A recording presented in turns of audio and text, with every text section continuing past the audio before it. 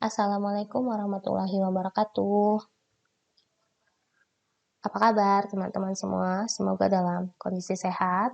Hari ini kita akan mempelajari tentang analisis kredit likuiditas gitu ya. Sebelumnya kita sempat mereview sekilas apa sih bedanya antara likuiditas, solvabilitas, fleksibilitas gitu ya, serta profitabilitas. Nah, sekarang kita dalami satu persatu berkaitan dengan analisis kredit, di mana analisis kredit ini terbagi menjadi dua.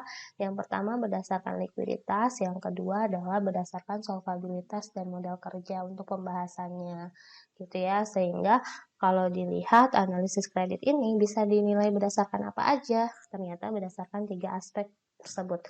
Yang pertama, analisis kredit bisa dilihat berdasarkan likuiditasnya, kemudian yang kedua berdasarkan solvabilitas, dan yang ketiga berdasarkan modal kerja gitu. Kalau likuiditas berkaitan bagaimana kemampuan perusahaan memenuhi kewajiban jangka pendek, kemudian kalau solvabilitas untuk secara keseluruhan dan jangka panjang, kemudian yang ketiga modal kerja ini berkaitan antara selisih dari total aset dikurangi dengan total liabilitas perusahaan gitu ya, sehingga muncul istilah modal kerja gitu sebenarnya kalau dari sisi perhitungan akuntansinya. Nah, modal kerja ini berarti modal yang digunakan untuk kegiatan operasional perusahaan gitu ya, atau yang disebut sebagai working capital.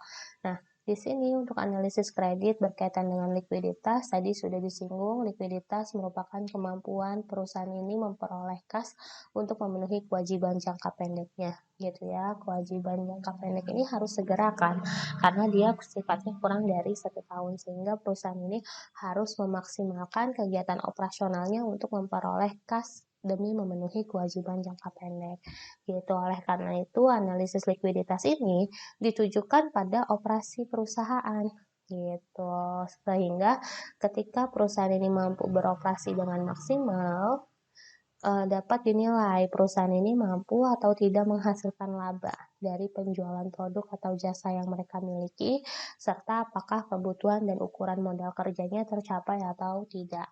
Gitu ya. Jadi analisis kredit terkait dengan yang likuiditas pertama menilai kemampuan perusahaan dalam memenuhi kewajiban jangka pendek, di mana diutamakan berasal dari kegiatan operasional dari sisi pembiayaan tersebut. Gitu. Kemudian analisis likuiditas ini digunakan untuk mempertimbangkan dampak dari ketidakmampuan memenuhi jangka pendek. Gitu ya. Yang pertama, contoh kalau misalnya kita tidak mampu memenuhi kewajiban jangka pendek, maka kita tidak dapat memanfaatkan diskon. Biasanya perusahaan ini ketika bertransaksi secara kredit, mereka kerap memberikan diskon gitu ya, atau misalnya ada termin pembayaran. Nah, kalau misalnya kita mampu memiliki kondisi keuangan yang baik untuk membayar segera dan memanfaatkan diskonnya, itu kan menjadi satu penghematan terhadap pembelian perusahaan gitu ya, ketika kita mampu mendapatkan manfaat diskon tersebut. Kemudian yang kedua, ketika kita tidak mampu memenuhi kewajiban jangka pendek, maka bisa jadi muncul opsi menjual investasi dan aset yang kita miliki. Sudah capek-capek ngumpulin investasi dan aset gitu ya, ketika kita tidak mampu memenuhi kewajiban jangka pendek, mau tidak mau opsi terakhirnya adalah menjual investasi dan aset gitu. Pasti terkadang nilainya pun akan menjadi lebih rendah dibandingkan yang seharusnya kayak gitu ya. Ini dampak ketika perusahaan tidak mampu memenuhi kewajiban jangka pendek. Yang pertama tadi, karena nggak ada uang sama sekali, kita nggak bisa memanfaatkan fasilitas diskon dari termin pembayaran. Yang kedua, karena nggak mampu bayar hutang gitu ya, mau nggak mau kita harus cari solusi lain seperti menjual investasi yang telah kita miliki dan atau aset yang sudah kita miliki sebelumnya. Dan yang ketiga, seperti minggu lalu yang kita bahas, ketika kita tidak mampu memenuhi kewajiban jangka pendek gitu ya, kita bisa terancam mengalami kebangkrutan. Nah, inilah yang harus dianalisa mengapa kewajiban jangka pendek ini menjadi hal yang sangat penting untuk dianalisis dan harus dikendalikan sesegera mungkin. Gitu ya, makanya muncul analisis kredit yang pertama dari sisi likuiditas terlebih dahulu. Nah, Analisis kredit dari likuiditas ini sebenarnya dimanfaatkan oleh siapa saja informasinya. Yang pertama oleh pemegang saham, yang kedua oleh kreditor, yang ketiga oleh pelanggan dan pemasok. Pemegang saham di sini akan menganalisis bahwa kurangnya likuiditas menandakan hilangnya kendali pemilik dan kerugian investasi modal gitu ya, sehingga likuiditasnya yang baik di sini akan memaksimalkan juga kendali dari si kepemilikan tersebut gitu ya, dan meminimalisir adanya kerugian akibat investasi modal. Jika perusahaan dalam bentuk perseorangan atau persekutuan, kurangnya likuiditas dapat membahayakan aset pribadi gitu. Jadi kalau misalnya perusahaan ini nggak mampu bayar hutang, jika masih dalam bentuk perseorangan maupun persekutuan, maka ketika membutuhkan dana untuk menutupi hutang-hutang tersebut, tidak menutup kemungkinan aset pribadi kita pun ikut masuk dalam proses pelunasan tersebut gitu ya. Jadi untuk pemegang saham kurangnya likuiditas ini sangat menjadi hal yang memberatkan bagi mereka gitu. Kemudian untuk kreditor di sini penundaan dalam pembayaran bunga dan pokok pinjaman juga ketika kita mengalami kesulitan maka kita mengalami penundaan gitu ya dalam pembayaran bunga dan pokok pinjaman. Resikonya apa? Maka bunganya itu akan berakumulasi gitu ya, semakin lama semakin banyak gitu. Kemudian kalau pokok kan tetap, tetapi bunganya ini loh yang makin lama makin banyak karena dia berdasarkan harian. Kemudian resiko lainnya adalah tidak dapat tertagih gitu ya. Kalau misalnya kita sebagai kreditor meminjamkan uang kepada perusahaan yang dalam kondisi tingkat likuiditasnya tidak baik-baik saja. Kemudian yang ketiga, pelanggan dan pemasok di sini ketidakmampuan dalam memenuhi kontrak gitu ya. Kalau misalnya udah ada kontrak, kemudian ternyata perusahaannya mengalami kesulitan keuangan, tidak mampu memenuhi kewajiban jangka pendeknya, misal harusnya dia secara kontrak sudah berakhir pembayarannya pada bulan ke-6, tetapi karena ada kondisi kesulitan keuangan, melebihi batas waktu yang telah ditentukan gitu ya, harusnya bulan 6 ternyata dia mampu bayarnya nanti gitu ya, nantinya ada yang belum pasti, ada yang sudah pasti. Kalau sudah pasti misalnya sudah nanti di bulan ke-9 baru akan dilakukan pelunasan.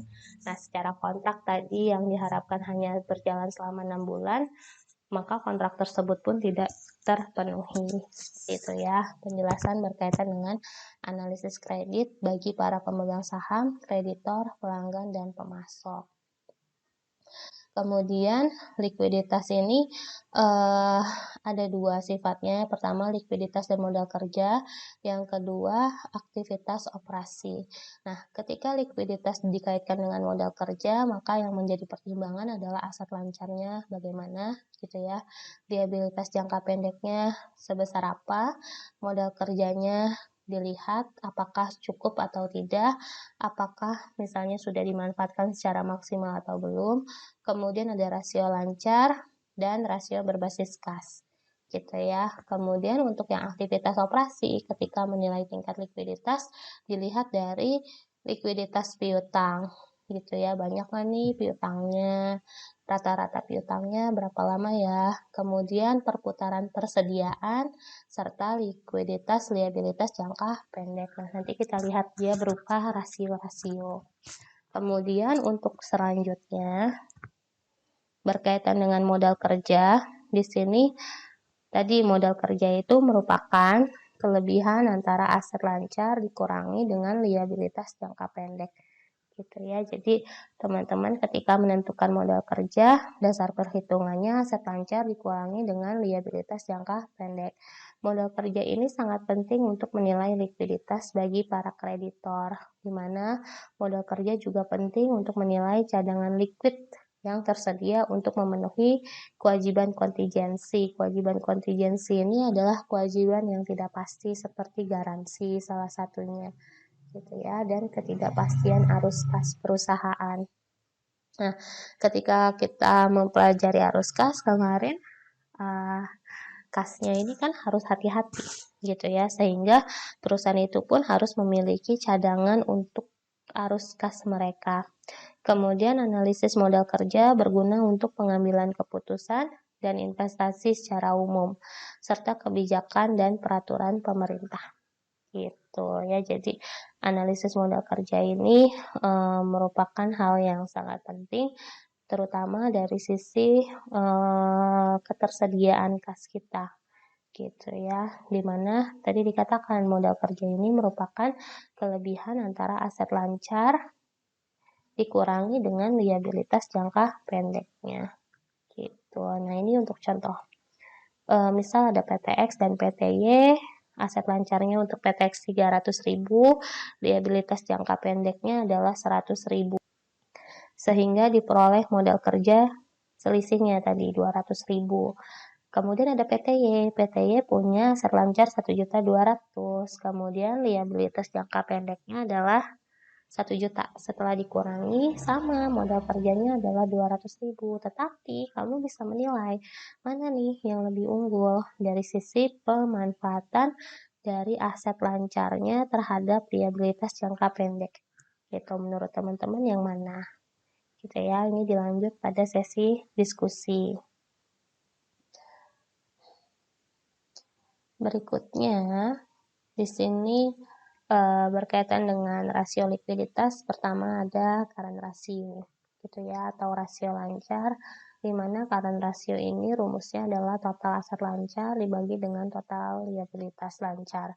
Nah, kalau teman-teman lihat di sini berdasarkan soal sebelumnya yang berkaitan dengan analisis modal kerja, teman-teman bisa menghitung rasio lancar gitu ya, dimana PTX ini setelah kita hitung memiliki nilai rasio lancarnya ini 3:1, sedangkan untuk PTY 1,2:1, sehingga kalau misalnya kamu perhatikan caranya gimana gitu ya, tadi pada saat kita menghitung PTX, aset lancar dibagi dengan liabilitas jangka pendek 3:1, berarti 300.000 dibagi dengan 100.000, hasilnya 3:1 gitu ya.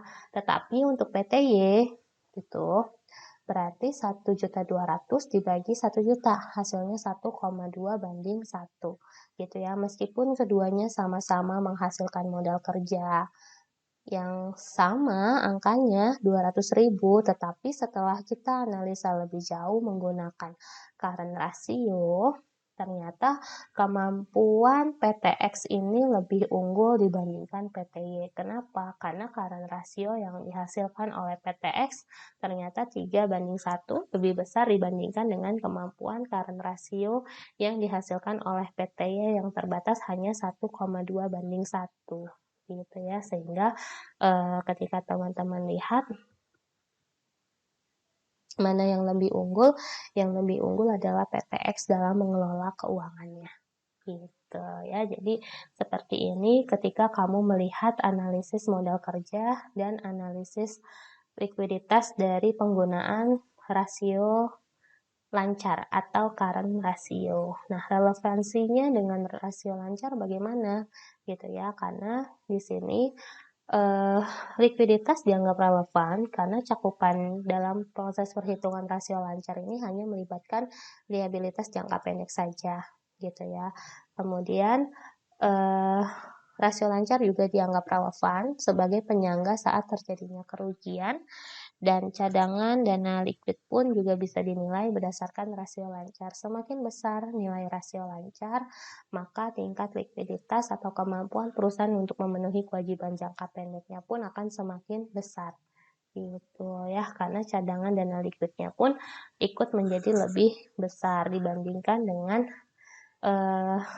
penggunaan rasio yang lainnya gitu. Kemudian untuk keterbatasannya apa? Nah, di sini rasio lancar itu ternyata memiliki keterbatasan, di mana yang pertama, rasio lancar ini nggak mampu menjawab pertanyaan apakah rasio lancar mengukur dan memprediksikan pola arus kas masuk dan arus kas keluar di masa mendatang.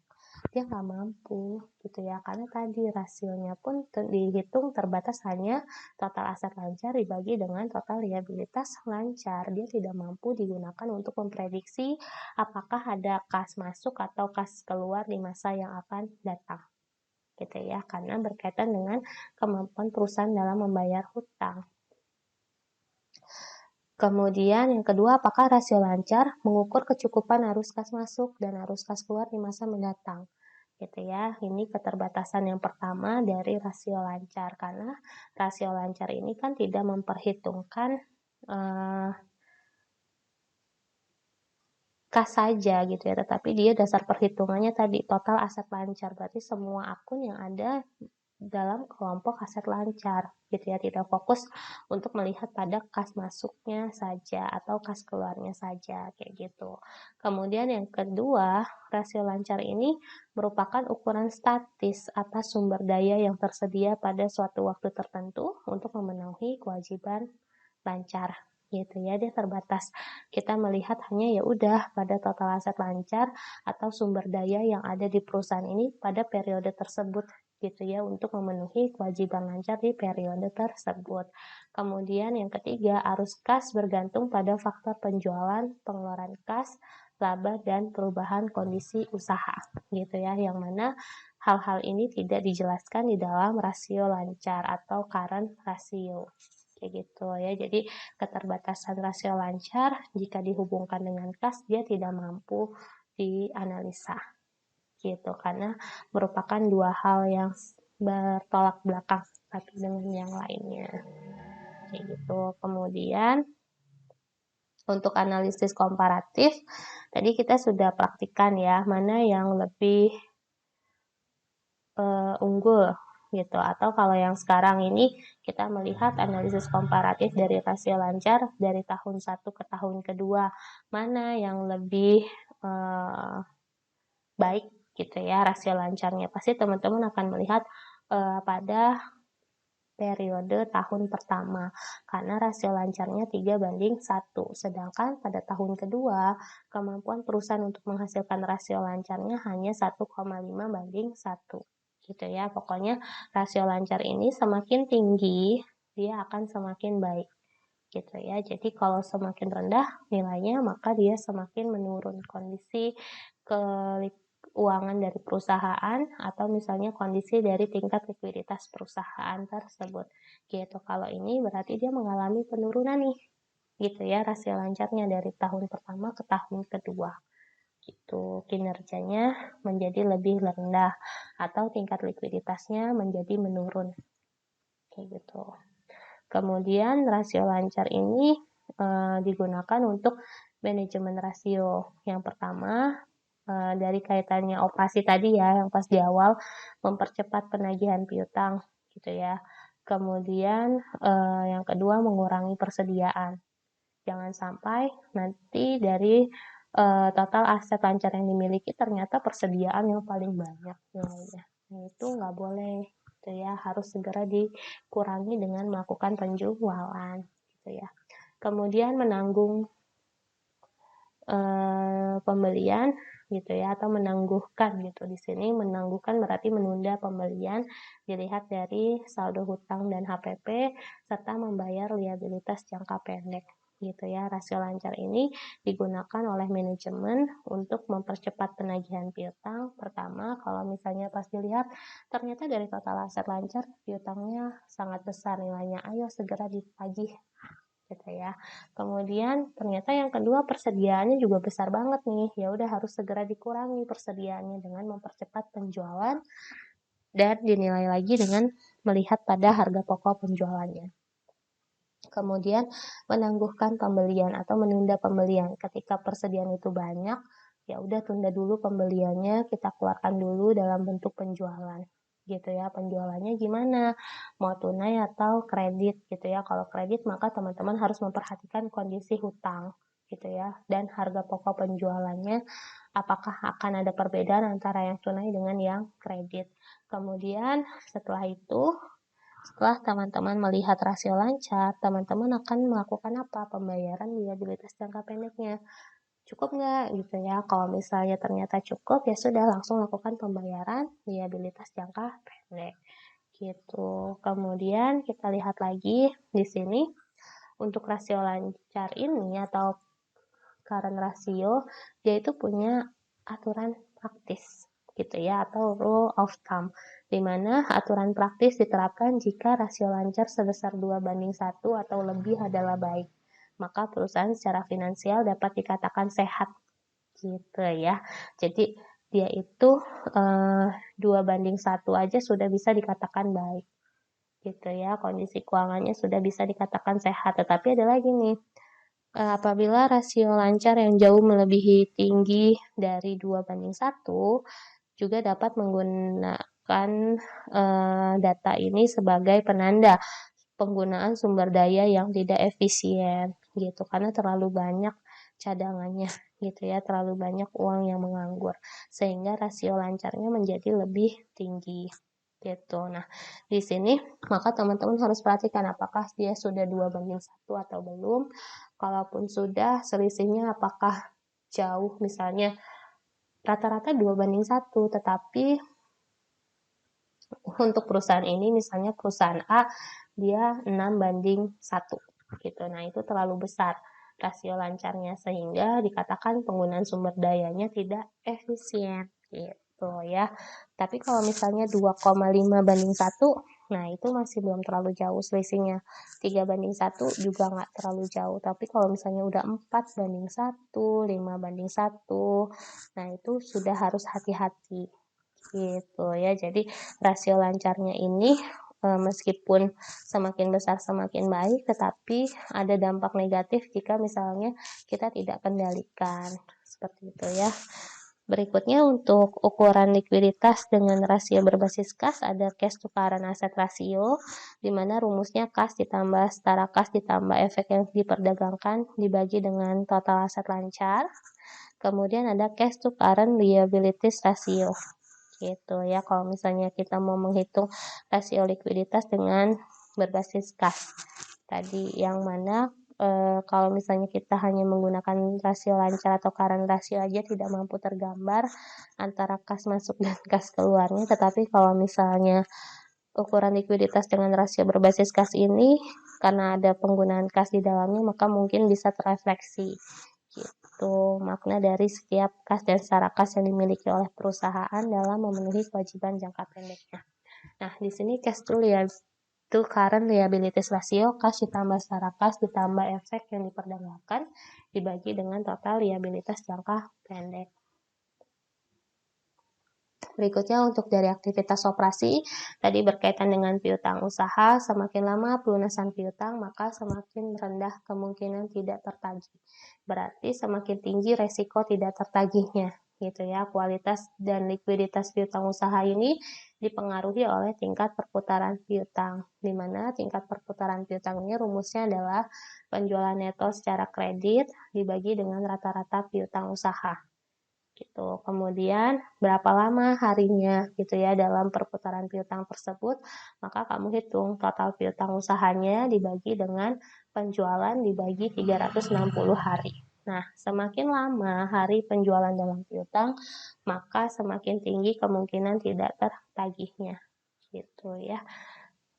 Kemudian kita lihat lagi.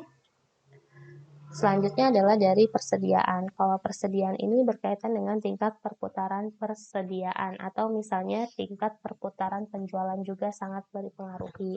Nah, yang pertama untuk rasio perputaran persediaan, teman-teman hitung dari harga pokok penjualan dibagi dengan rata-rata penjualan. Atau misalnya dibagi juga dengan rata-rata persediaan. Kemudian jumlah hari penjualan dalam persediaan, rumusnya adalah persediaan dibagi dengan harga pokok penjualan dibagi 360 hari. Gitu ya. Semakin banyak jumlah hari penjualan dalam persediaan, maka perusahaan itu mengalami keterlambatan dalam penjualan gitu ya. Maka harus dipercepat, harus dievaluasi kembali bagaimana perusahaan ini mampu menjual jangan jangka waktu yang lebih sedikit harinya. Gitu. Kemudian untuk yang terakhir adalah terkait dengan analisis likuiditas berdasarkan liabilitas jangka pendek dinilai dari hutang usaha. Gitu. Di sini kualitas liabilitas jangka pendek harus dinilai berdasarkan tingkat urgensi dalam pembayaran perputaran hutang usaha di mana harga pokok penjualan dibagi dengan rata-rata hutang usaha. Kemudian yang kedua adalah dari rata-rata jumlah hari hutang yang beredar gitu ya. Nah, di sini rumusnya hutang usaha dibagi dengan harga pokok penjualan dibagi 360 hari. Gitu deh ya untuk analisis kredit dengan menggunakan rasio likuiditas. Berikutnya kita akan membahas tentang analisis kredit dengan rasio solvabilitas. Gitu ya, kita akhiri dulu untuk materi yang ini dengan mengucap hamdalah, alhamdulillahirabbil alamin. Wassalamualaikum warahmatullahi wabarakatuh.